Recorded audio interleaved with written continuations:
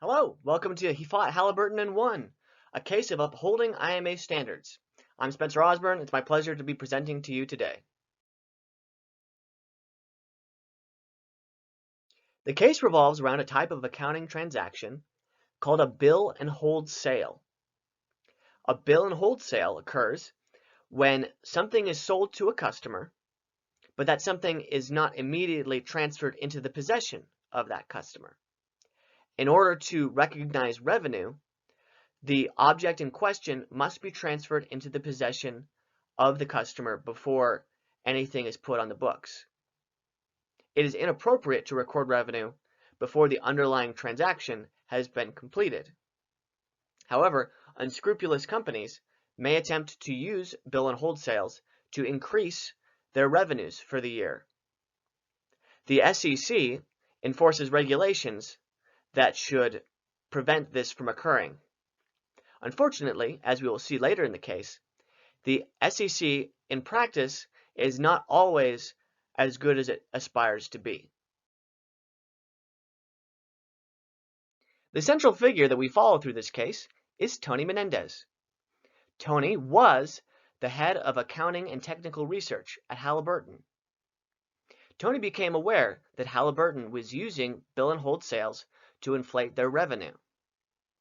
He did not, however, act immediately to attempt to correct this, but he showed his competence by researching the situation, the relevant accounting regulations, and it was only once he had decided that Halliburton was definitively in the wrong in recording these bill and hold sales that he reached out to his superiors to make them aware of the situation. By making his superiors aware of the situation, he demonstrated credibility.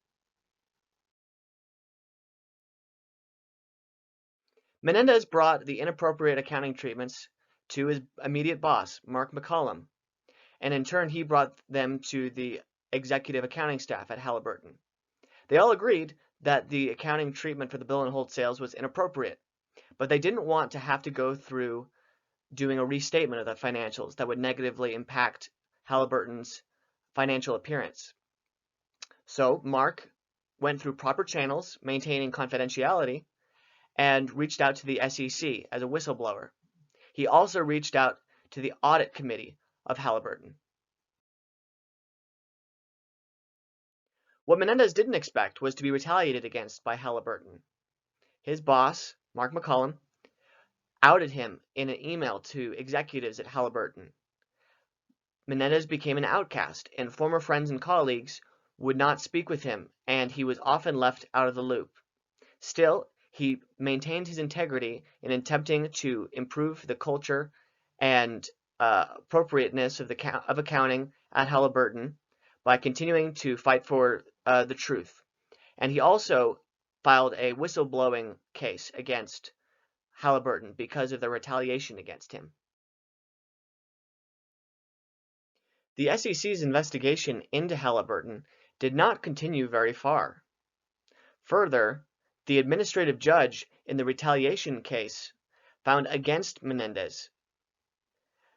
This was a trying time, but Menendez decided to keep continuing forward and fighting for the truth, not out of an obligation to himself, but because he wanted to fight for the public's interest. He was given the courage to continue in his endeavors through his family and his strong moral upbringing. After 9 long years of court battles and appeals, Tony was finally awarded a victory by the Fifth Circuit Court of Appeals. For all his time and perseverance, he was only awarded $30,000 and later came to receive some recognition for his integrity from some different accounting organizations. However, what he had achieved through his perseverance was bigger than himself. What he had done was he had helped to set a precedent that would protect whistleblowers against retaliation in the future. And that's He Fought Halliburton and Won, the story of a man dedicated to the IMA standards and who was more interested in finding the truth and protecting the public than he was in helping himself.